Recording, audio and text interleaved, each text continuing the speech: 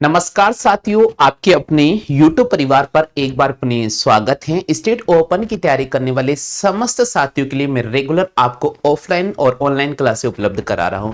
तो आज का हमारा जो सीरीज रहेगा बहुत महत्वपूर्ण सीरीज रहेगा और इस सीरीज में मैं आपके सामने पॉलिटिकल साइंस का जो आपके सामने पांचवा चैप्टर लेकर आ रहा हूं। बहुत इंपॉर्टेंट चैप्टर है साथियों। पूरी वीडियो को शुरू से लेकर अंत तक अवश्य वॉच कीजिएगा। 100% आपका मैं कॉन्सेप्ट क्लियर करा दूंगा। तो चलिए साथियों शुरू करते हैं आज की इस क्लास को। दोस्तों आज हम पढ़ने वाले हैं भारतीय संविधान के बारे में। क्या पढ़ने वाले साथियों? आज हम पढ़ने वाले हैं भारतीय संविधान के बारे में। तो यहां लिखा गया है, आधुनिक राज्य को कल्याणकारी राज्य के रूप में देखा जाता है। आधुनिक जो राज्य हैं उसको कल्याणकारी राज्य के रूप में देखा जाता है। अतः सुझाव दिया जाता है कि एक ऐसे राज्य की सरकार का एक निश्चित रूप हो जिसमें उसे स्पष्ट सत्ता एवं कार्य सौंपे गए हो, जिस प्रलेख में कानूनों व विधियों का उल्लेख हो, सरकार के प्रकार का वर्णन हो तथा सरकार और नागरिकों के संबंध का विवरण मिलता हो, उसे हम संविधान कहते हैं। यानी कई बार आपसे पूछ लिया जाता है कि संविधान की परिभाषा लिखिएगा, तो संविधान की परिभाषा क्या है ये स्पष्ट तौर पर आप सुन लीजिएगा। संविधान का मतलब क्या होता है? संविधान का मतलब होता है एक ऐसा लिखित एजेंडा जिससे हमारे कानून की रक्षा हो सके, ऐसा लिखित विवरण जिसके द्वारा हम किसी भी कानूनी लड़ाई को लड़ सकते हैं, हमारे मौलिक अधिकारों की रक्षा कर सकें, उसे हम संविधान कहते हैं। तो यहां लिखा गया है, आधुनिक राज्य को कल्याणकारी राज्य के रूप में देखा जाता है। अतः सुझाव दिया जाता है कि एक ऐसे राज्य का निर्माण किया जाए, एक ऐसे राज्य की सरकार का निर्माण किया जाए जिसमें स्पष्ट सत्ता एवं कार्य सौंपे गए हो, जिस प्रलेख में कानून व विधियों का उल्लेख किया गया हो, सरकार के प्रकार का वर्णन किया गया हो और सरकार और नागरिकों के मध्य का संबंध का जो विवरण है उसका उल्लेख किया गया हो, उसी हम संविधान कहते हैं। आगे लिखा गया है, इस प्रकार एक संविधान का सरोकार दो बातों से होता है। यानी एक संविधान का जो सरोकार है प्रमुख रूप से दो बातों से होता है। नंबर 1, एक तो सरकार के विभिन्न स्तरों के बीच में परस्पर संबंध और दूसरा सरकार तथा नागरिकों के बीच में संबंध। यानी ये कहा गया है कि भाई जब सरकार बनते हैं तो सरकार और सरकार के जो मंत्री हैं उनके मध्य आपस में अच्छा रिश्ता होना चाहिए। दूसरा नंबर लिखा गया है कि सरकार और राज्य के जितने भी नागरिक हैं उनके मध्य भी संबंध है वो भी अच्छा होना चाहिए। संविधान को राज्य का आधारभूत मौलिक कानून माना जाता है। संविधान को राज्य का आधारभूत और मौलिक कानून माना जाता है। ये राज्य के उद्देश्यों को निर्धारित करता है जिन्हें इसको प्राप्त करना होता है। संविधान सरकार के विभिन्न स्तरों को संस्थागत संरचना भी प्रदान करता है। इसमें नागरिकों के अधिकार एवं कर्तव्यों का वर्णन मिलता है। अतः इसे देश का शासन चलाने का अधिकार ही माना जाता है। मैं उम्मीद तो करता हूं साथियों आपको संविधान के बारे में जो मैं समझाने जा रहा हूं बिल्कुल कॉन्सेप्ट क्लियर हो गया होगा। एक बार पुनः आप रिवाइज कर लीजिएगा। आधुनिक राज्य को कल्याणकारी राज्य के रूप में देखा जाता है। अतः सुझाव दिया जाता है कि ऐसे राज्य की सरकार का एक निश्चित रूप हो जिसमें उसे स्पष्ट सत्ता एवं कार्य सौंपे गए हो, जिस प्रलेख में कानून व विधियों का उल्लेख किया गया हो, सरकार के प्रकार का वर्णन किया गया हो, सरकार और नागरिकों के मध्य जो संबंध है उनका विवरण मिलता हो, उसे हम संविधान कहते हैं। इस प्रकार एक संविधान का सरोकार दो बातों से होता है। एक तो सरकार के विभिन्न स्तरों के बीच में परस्पर संबंध तथा दूसरा सरकार तथा नागरिकों के बीच में संबंध। संविधान को राज्य का आधारभूत मौलिक कानून माना जाता है। ये राज्य के उद्देश्य को निर्धारित करता है जिन्हें इसको प्राप्त करना होता है। संविधान सरकार के विभिन्न स्तरों को संस्थागत संरचना भी प्रदान कराता है। इसमें नागरिकों के अधिकार एवं कर्तव्यों का वर्णन भी मिलता है। अतः इसे देश का शासन चलाने का आधार ही माना जाता है। आगे लिखा गया साथियों, संविधान सभा। अब दोस्तों मैं आपको समझाना चाह रहा हूं कि हमारे देश में जब संविधान लागू हुआ था, हमारे देश का संविधान बनकर तैयार हुआ था, तो उसके लिए संविधान सभा गठित की गई थी। उसके बारे में यहां पर हम सीखने वाले हैं। दोस्तों यहां लिखा गया है भारत का संविधान एक संविधान सभा द्वारा निर्मित किया गया, यानी हमारा भारत का जो संविधान बनकर तैयार हुआ है वो एक संविधान सभा द्वारा निर्मित किया गया है। इस सभा का गठन 1946 में किया गया था। संविधान सभा का गठन कब किया गया था? संविधान सभा का गठन 1946 में किया गया था। संविधान सभा के सदस्य तत्कालीन प्रांतीय विधान सभाओं के सदस्य द्वारा अप्रत्यक्ष रूप से निर्वाचित हुए थे। इसके अतिरिक्त ऐसे सदस्य भी थे जो रियासतों के शासक द्वारा मनोनीत किए गए थे। भारत की आजादी के साथ ही संविधान सभा एक पूर्ण प्रभुसत्ता संपन्न संस्था बन गई। 1947 में देश के विभाजन के पश्चात संविधान सभा में 31 दिसंबर 1947 को 299 सदस्य थे। इनमें से 229 सदस्यों का चुनाव प्रांतीय विधान सभाओं ने किया था तथा शेष देशी रियासतों के शासकों ने मनोनीत किए थे। संविधान सभा के अधिकांश सदस्य भारतीय राष्ट्रीय कांग्रेस के सदस्य थे। स्वतंत्रता आंदोलन सभी प्रमुख नेता के सदस्य सभा के सदस्य भी थे। बिल्कुल एक बार आप रिवाइज कर लीजिएगा साथियों, बिल्कुल आप रिवाइज कर लीजिएगा। यहां पर आपको जो कंप्लीट जानकारी मैं दे रहा हूं बहुत महत्वपूर्ण है। दोस्तों हम पढ़ने जा रहे हैं संविधान सभा। जी हां दोस्तों, हमारे भारत का जो संविधान जो बनाया गया था उसके लिए एक सभा गठित की गई थी, उसी को बोला गया है संविधान सभा। और इस सभा का गठन कब किया गया था? इस सभा का गठन 1996 में किया, 1946 में किया गया था। कब किया गया था साथियों?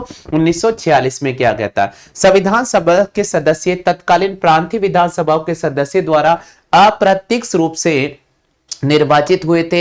इसके अतिरिक्त ऐसे सदस्य भी थे जो देशी रियासतों से या देशी शासकों के अधीन सीधे मनोनीत किए गए थे। भारत की आजादी के साथ ही संविधान सभा एक पूर्ण प्रभुसत्ता संपन्न संस्था बन गई थी। 1947 में देश का विभाजन हुआ और विभाजन के बाद 31 दिसंबर 1947 को यानी 15 अगस्त 1947 को भारत आजाद हो गया, यानी भारत का विभाजन हो गया था। पाकिस्तान एक अलग राष्ट्र बन गया था, भारत एक अलग राष्ट्र बन गया था। उसके बाद 31 दिसंबर 1947 को 299 सदस्य थे। कितने सदस्य थे? 299 संविधान सभा के अंदर सदस्य बचे थे। इनमें से 229 सदस्यों का चुनाव प्रांतीय विधानसभाओं से किया गया था। इनमें से 299 से 229 सदस्यों का चुनाव कहां से किया गया था? प्रांतीय विधानसभा से किया गया था। जबकि बाकी जो सदस्य थे वो देशी रियासतों के शासकों द्वारा मनोनीत किए गए थे। संविधान सभा के अधिकांश सदस्य भारतीय राष्ट्रीय कांग्रेस के सदस्य थे। इसके अलावा संविधान सभा में जो आने वाले सदस्य थे वो स्वतंत्रता आंदोलन सभी प्रमुख नेता के सदस्य संविधान सभा के सदस्य थे। चलिए साथियों, यहां पर कुछ इंपॉर्टेंट बातें लिखी गई है, यहां पर मैं नोट करके आपको बता देता हूं। बात की जा रही है साथियों देशी रियासतें। जी हां दोस्तों, ब्रिटिश शासन के समय भारत के कुछ भाग सीधे ब्रिटिश नियंत्रण में नहीं थे। ऐसे लगभग 560 क्षेत्र थे। यानी अगर मैं बात करता हूं पूरे भारत में जब अंग्रेजों का अधिकार हो चुका था, ब्रिटिश शासन भारत में लागू हो चुका था, तब भारत के अंदर ऐसे बहुत सारे क्षेत्र थे जो सीधे ब्रिटिश सरकार के अधीन नहीं थे और उन्हीं क्षेत्रों को देशी रियासत क्षेत्र कहा गया था। और ऐसे भारत के अंदर 560 क्षेत्र थे। कितने थे साथियों? 560 क्षेत्र थे। भारतीय रियासतें देशी शासकों के अधीन थी और जितनी भी भारतीय रियासतें थी वो देशी शासकों के अधीन थी।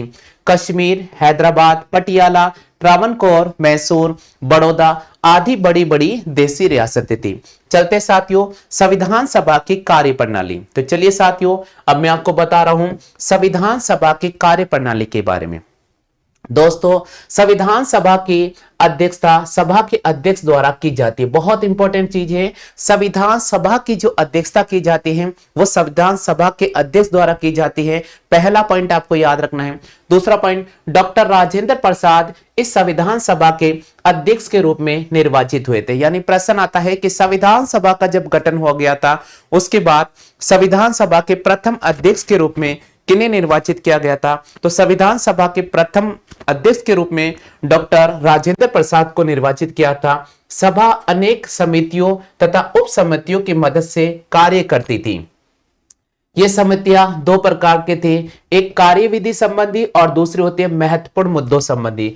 इसके अतिरिक्त एक संविधान सभा को चलाने के लिए परामर्श समिति गठित की गई थी और इनमें से सबसे महत्वपूर्ण समिति थी वो थी प्रारूप समिति, जिसके अध्यक्ष डॉक्टर भीमराव अंबेडकर जी को बनाया था।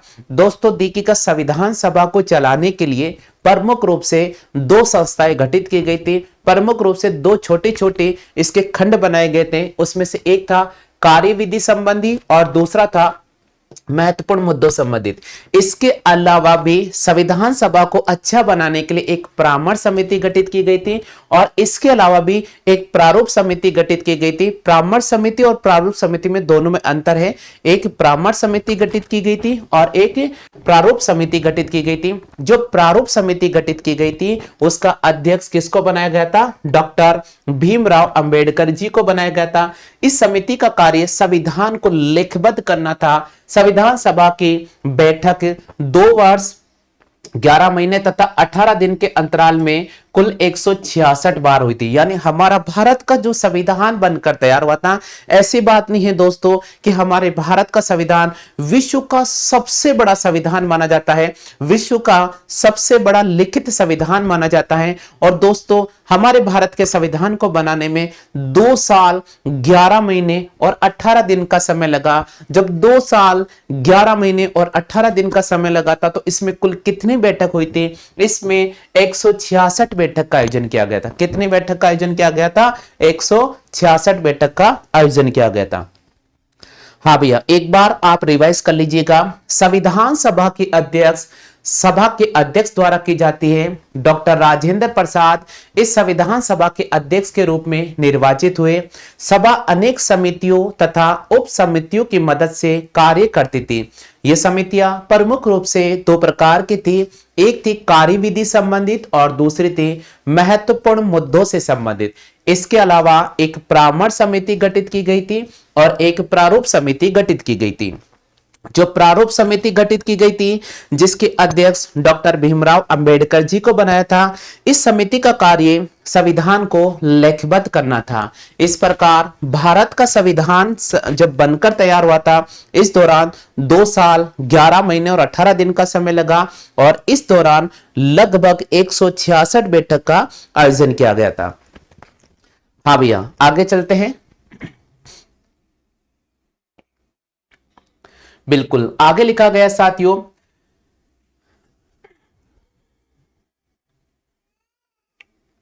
संविधान सभा के नेता उस समय की आवश्यकताओं जैसे विभिन्न मुद्दों एवं सिद्धांतों पर आप सहमति के प्रति सचेत थे। इसके परिणाम स्वरूप दोस्तों देखिएगा ये बहुत इंपॉर्टेंट चीज है। इसके परिणाम स्वरूप कोई भी निर्णय लेते समय लोगों की आशंकाओं की सभा के सदस्य विशेष ध्यान रखते थे अतः आम सहमति बनाने हेतु बार बार प्रयास किए गए थे। सभा के सदस्यों के मन में किसी भी निर्णय तक पहुंचने से पहले लोगों की महत्वाकांक्षाओं का विशेष ध्यान रखा गया था। अब दोस्तों मैं आपको होमवर्क दे रहा हूं, आप अपनी कॉपी में यह होमवर्क जरूर करना। आप अपनी कॉपी में यह होमवर्क जरूर करना। पाठगत के प्रश्न संख्या 5.1 ये आप जरूर होमवर्क करना है।